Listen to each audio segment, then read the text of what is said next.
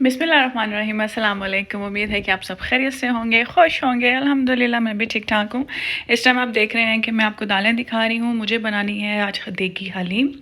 तो मुझे जो जो दालें चाहिए उसमें 1 कप है चना दाल, आधा कप है माश की दाल, आधा कप है लाल मसूर की दाल, आधा कप है येलो मूंग की दाल जो पीले कलर की होती है, और आधा कप मुझे गंदम चाहिए, गेहूँ चाहिए। मुझे चावल इसमें नहीं ऐड करना है। तो इन चारों दालों को मैंने अच्छी तरह धो लेना है और इसको चारों को मिक्स करके मुझे भिगो देना है। तो और जो गंदम है उसको भी अच्छी तरह धो के उसको मैंने भिगो देना है। तो ये रात को मैंने दालों को भिगो दिया था और सुबह उठ के साथ ही मैंने 4-4.5 कप पानी में इन दालों को अच्छी तरह गला लेना है, यानी कि उबाल लेना है।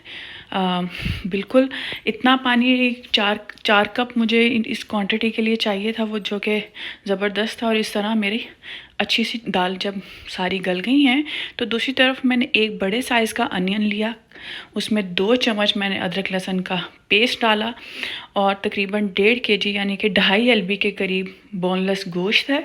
इन सब अज्जा को मैंने 1 कप ऑयल में मिक्स किया और अब मुझे इसको भूनना है 5 से 8 मिनट के लिए, ताकि ये मेरा गोश्त की हींग ख़त्म हो जाए और ये अच्छी तरह मेरा गोश्त भुन जाए घी में।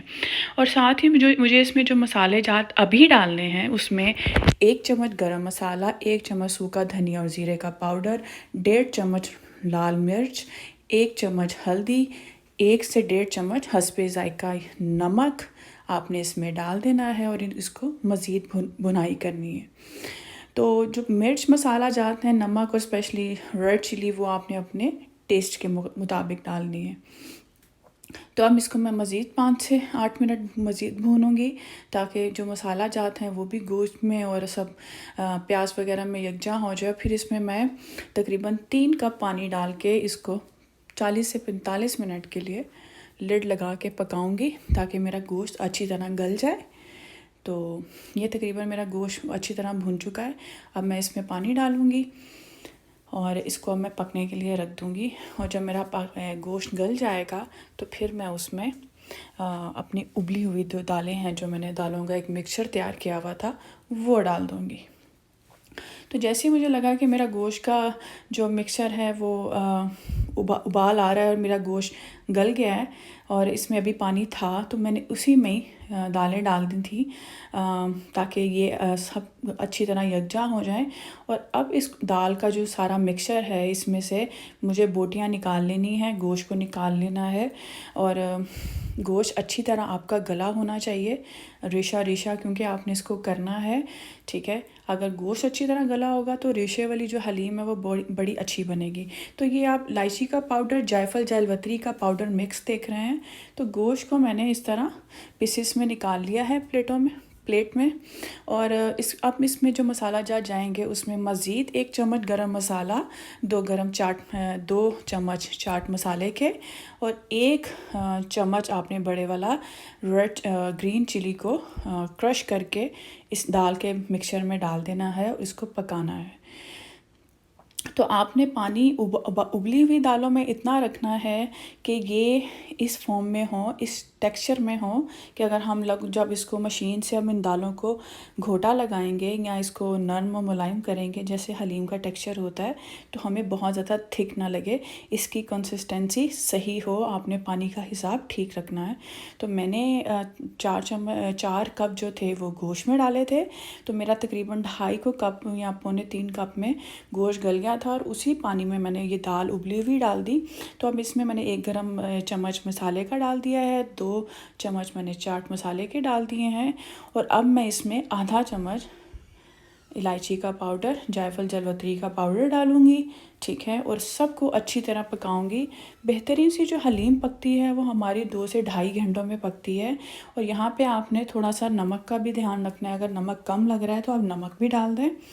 और ये मैंने कुटी हुई इसमें ग्रीन चिली डाल दी है। और अब मैं इसको मशीन के साथ घोटा लगाऊंगी। अब जब आप मशीन से हलीम का घोटा लगाते हैं तो यहीं पे गलती करते हैं कि मशीन में दाल और वो जो गोश्त होता है उसको इकट्ठा घोटा लगा देते हैं, तो इसलिए वो दाल के रेशे नहीं बनते। अगर आपने रेशों वाली दाल खानी है, सॉरी हलीम खानी है, तो आपने जो गोश्त को निकाल लिया है, जैसे मैं जिस तरीके से मैं पका रही हूँ, गोश्त को दालों का जब घोटा लग जाएगा उसके बाद आपने गोश्त डालना है, और वो जो लकड़ी का घोटना होता है उससे आपने घोटा लगाना है। ज़रा मेहनत करनी है, ज़रा जान लगानी है कि बड़ा मज़े की रेशे वाली हलीम जो है वो इस तरह तैयार होगी। तो ये देखिए मशीन का मैंने घोटा लगाया, दाल बिल्कुल नरम और मुलायम मेरी तैयार हो गई। ये गोश्त का सारा मैं इसमें मिक्सचर डाल रही हूँ, और जो मेरी फ्लेम जो चूल्हे की फ्लेम है वो बिल्कुल मीडियम है। आपने ध्यान रखना है कि नीचे से लगे ना जो हलीम का मिक्सचर है। तो अब ये जो दाल का जो मिक्सचर है जो मैंने इसमें डाला है गोश्त का, तो अब मैंने जब इसको ज़बरदस्त सा घोटा लगाया है तो ये देखें लकड़ी के घोटने के साथ इस तरह दालों का रेशा और गोश्त का रेशा आपके सामने है। तो मेरी बेहतरीन सी हलीम तैयार है, जिसको मैंने गार्निश किया है हरी धनिया और मिर्चों से और अदरक से और लेमन से। और मज़ीद चटखारे के लिए आप इसको चाट मसाला भी डाल लेते हैं।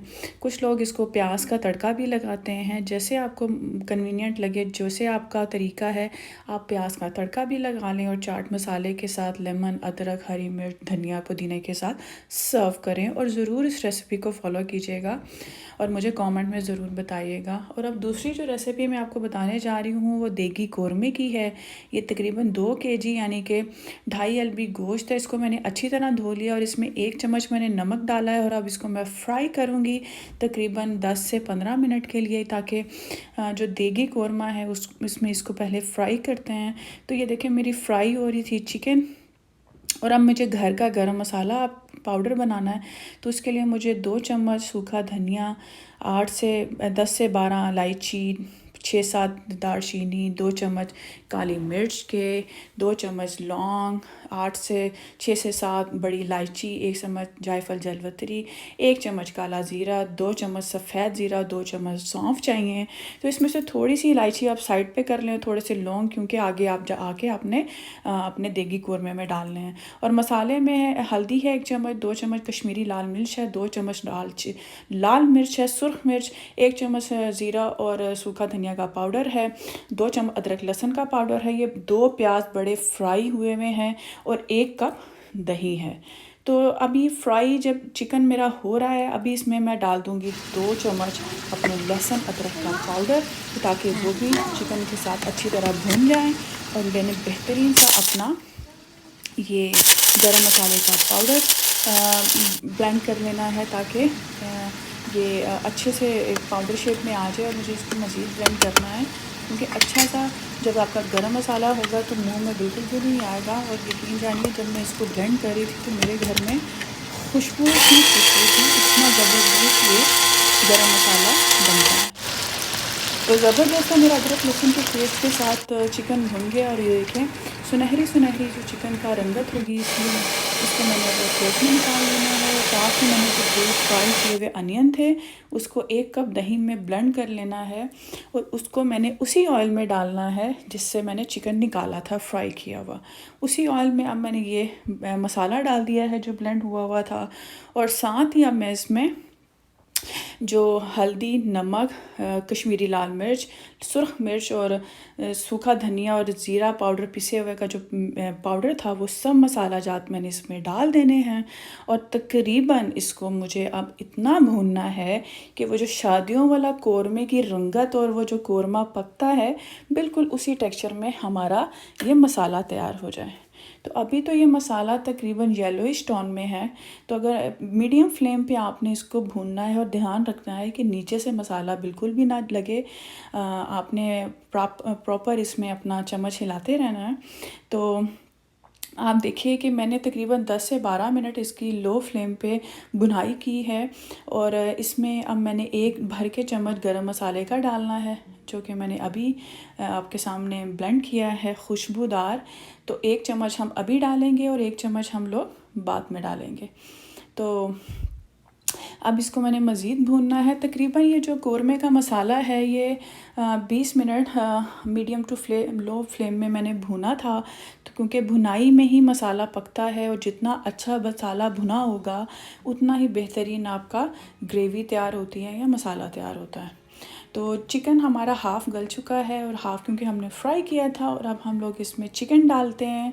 6 से 7 मैंने इलायची डाली है, 6 से 7 मैंने लौंग डाले हैं, 2 से 3 मैंने इसमें कड़ी पत्ते के डाले हैं।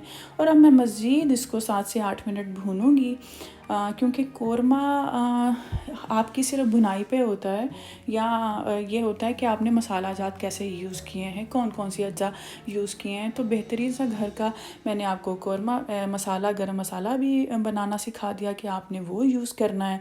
और इसमें अब हम लोग थोड़ा सा पानी डालेंगे, तकरीबन आधा कप, क्योंकि इसकी जो ग्रेवी है वो इतनी हो कि आप रोटी या नान के साथ इजीली खाएं। तो ये देखें बबल्स बनना शुरू हो गए हैं, ऑयल ऊपर आ गया है। तो मेरा ऑलमोस्ट कौरमा तैयार है। अगर आपके पास केवड़ा वाटर या थोड़ा सा ज़ैफ़रान मौजूद है, एक चुटकी भर वो डाल दें, इससे इसकी खुशबू और ज़्यादा ज़बरदस्त हो जाएगी। और बेहतरीन सा मेरा देगी कौरमा तैयार है आपके सामने। और ये देख लें ग्रेवी मैंने थोड़ा सा इसमें आधा कप पानी डाला था। तो तकरीबन इसको कौरमे का एस्टिमेटेड जो पकाने का टाइम था मेरा था 45 to 50 मिनट। अब मैं बना रही हूँ जी पकोड़े और बॉक्स पैटीज रोल। और ये मैंने बॉक्सेस में अपने कौरमा और देगी हलीम डाल दी है। आप सोच रहे होंगे कि बॉक्सेस क्यों? मैंने आज इफ़्तार अपने दोस्तों को डिस्ट्रीब्यूट करना है। अल्हम्दुलिल्लाह जिस नेबरहुड में मैं रहती हूँ तो उसमें मुस्लिम कम्युनिटी भी है और मेरे घर के पास पास भी है। तो दही भल्ला का बॉक्सेस भी मैंने तैयार कर लिए थे। और ये दूसरा मैंने स्नैक्स भी जो फ्राई थे वो भी तैयार कर लिए थे। तो आज इस साल नहीं हम लोगों को मौका मिल सका कि अपने फ्रेंड्स को बुलाएं और इफ़्तार कराएं। तो फिर हम लोगों ने खुद जाके उनके घर ड्रॉप किए, जो मेरी फ्रेंड्स थी यहाँ पे। तो इफ़्तार ड्रॉप करने के बाद मेरे घर की इफ़्तार भी बिल्कुल रेडी थी और तकरीबन 1.5 घंटा हमारे पास अभी था इफ़्तार का टाइम आने में। तो हमें कुछ चीज़ें लेनी थी अरबी स्टोर से, मेडिटेरियन स्टोर से।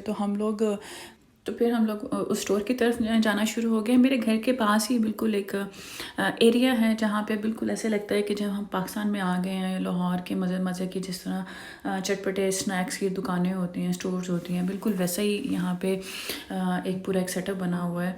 तो ऐसे लगता है कि जैसे हम लोग अंदरून शहर में हैं। तो हस्बैंड को जो सामान चाहिए था वो अरबी स्टोर से चाहिए था। तो ये अरबी स्टोर है जहाँ से वो फिर अपना सामान लेने के लिए अंदर चले गए थे। तो यहाँ पे इंडियन और पाकिस्तानी और देसी कम्युनिटी बिल्कुल चलते फिरते नज़र आती है और फिर अपने ही मुल्क का सामान लगता है।